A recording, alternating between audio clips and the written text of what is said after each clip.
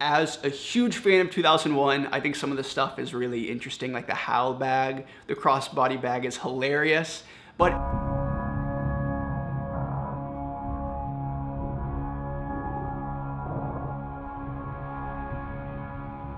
a question I get asked all the time, excuse me for being behind the mic, but a question I get asked all the time, or a few of them in the same realm, is in regards to what got me interested in fashion, what sources do I stay up to date on, where do I look, what am I interested in, who am I interested in? And really, it's as simple as following your interests, tracing your interests, what excites you, what catches your eye. Almost as simple as that. I think in my last video, or one of them, I mentioned music and how certain artists or certain projects can be super easily digestible and appealing, which isn't a bad thing at all.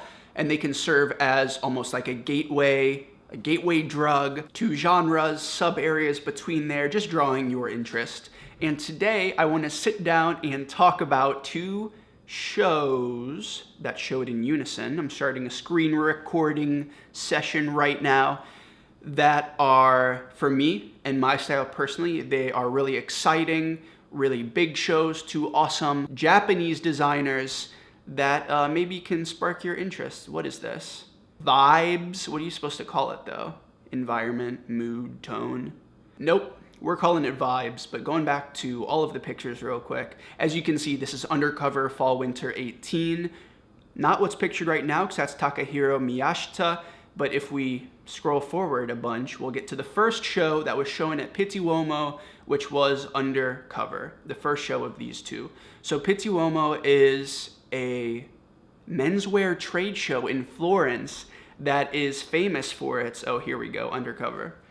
That is world-renowned for its menswear, street style, shoots, sitting on a wall, lining up for your picture taken, which is worth noting because it's super interesting how they are honoring this very punk, aggressive, heavy-hitting, not necessarily for Undercover in these looks. Oh, I just clicked something. But the trade show is kind of a meme. So let's talk about these shows. Undercover, this is one that I'm really excited to talk about because I'm a huge fan of 2001: A Space Odyssey, which was so explicitly referenced in this Undercover show right here. I guess we can just scroll through. These first two looks and walks didn't really get me. These two, I'm a sucker for this sort of material. You may be familiar with it from a lot of comb stuff, like pre-crinkled, but very soft and formal suiting. And here we have this beautiful pleated, I almost said scarf, skirt and jacket with these gorgeous pins. But what does sort of turn me off from this show and makes me a little bit more excited about Takahiro Miyashita, the Soloist show, is this does, oh, what's up, Ricky? There he is. These looks seem very, very commercial, geared toward business. Gosh, I don't even think of that. That is my name, but it is. But just like you have high-vis here, there's a HAL necklace, computer malfunction, HAL 9000 written across this jacket. There's the iris from the end of 2001, a lot of all-over prints, which I think some of are pretty interesting. I think the music is a really good example too, and the very closing looks as far as what I'm saying. And I don't mean to just be criticizing this show because I actually think it is a super fun-loving, eccentric, but still gorgeous and for me appealing show. I just think that you guys can go check it out, listen to the score, watch the clothes actually move down the runway, and get your own takeaways from it. Anyway, what I was criticizing, unfortunately, about the music and the end of the show, at both of the shows at the ending, they had a little bit of a spectacle going on.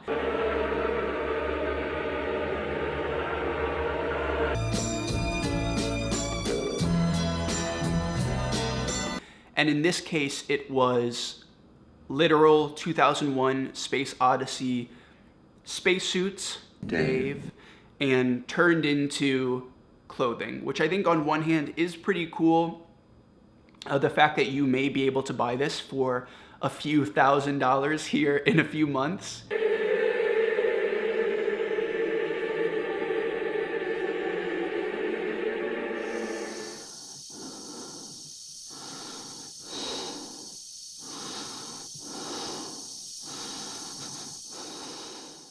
The music is the perfect example. We have Joy Division and Kraftwerk in the mix, which is both very innovative but also marketable right now bands. Some of these all over prints I think are great because here, for example, these sets and what 2001 did to achieve such a realistic view of space is absolutely incredible back then. And these sort of remind me of some of the television stuff. But a lot of it just seems like I'm not sure where the personality is or the storytelling is behind this, which honestly is a bit to be expected looking back at that twin-based, terrifying women's wear show that was equally elegant, but in the end we had another Kubrick reference with the Shining twins, except we had that red, gorgeous lace, just very slight details, very undercover, very punk. Really cool and really pretty too. But there's just so much demanded. And I also don't want to reduce this to either of the two individual men because there's so many people behind this. But with menswear and women's wear, especially if you have pre-resort or couture shows as well, there's just so much in demand immediately. People are buying garments directly off the runway as buyers for boutiques and stores. It's crazy. So there's probably a lot of pressure. However, as a huge fan of 2001, I think some of the stuff is really interesting, like the Hal bag. The crossbody bag is hilarious. Stop, will you?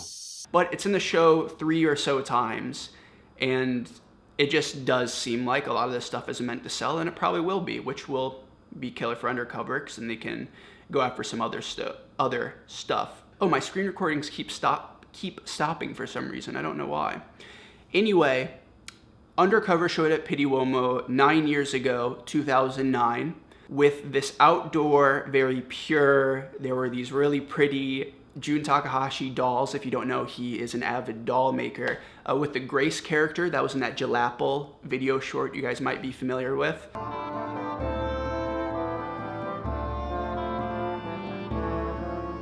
But that was a little bit more my speed. And Takahiro Miyashita, who has not presented at Pitti Uomo, sort of hit that on the head. Although there aren't as explicitly quoted references to the collection, I think there's a lot stronger of a story behind this collection.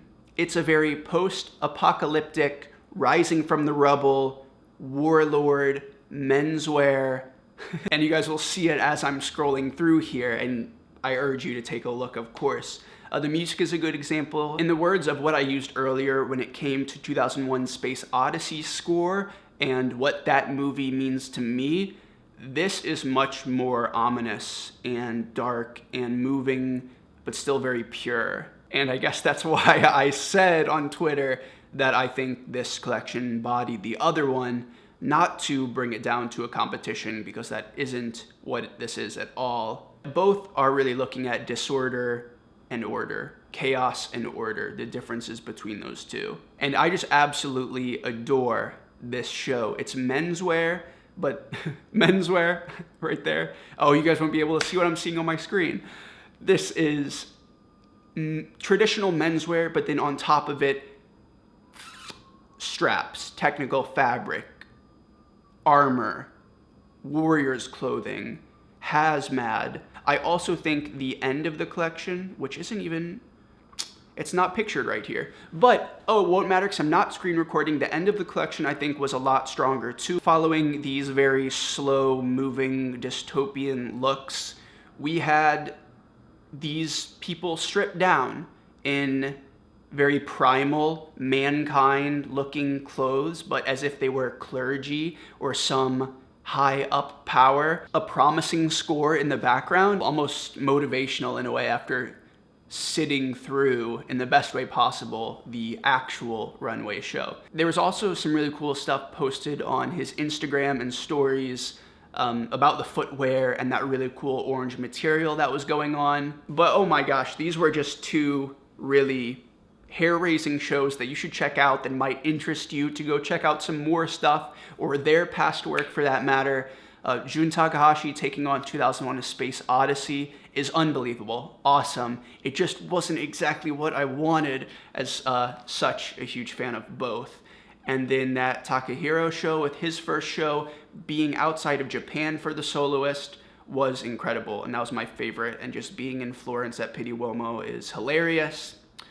So I hope you guys liked sitting down and really talking about some runway shows, because I always mention them and talk about them briefly in past videos, but never really cooking up a little conversation to have with you guys.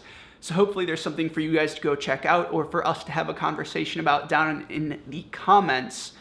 But yeah, that's it. Until the next video, everyone do me one last favor and like this Nope, we're not starting now. Have a good day for me. I'll see you in the next one. Peace out, you guys. Take care.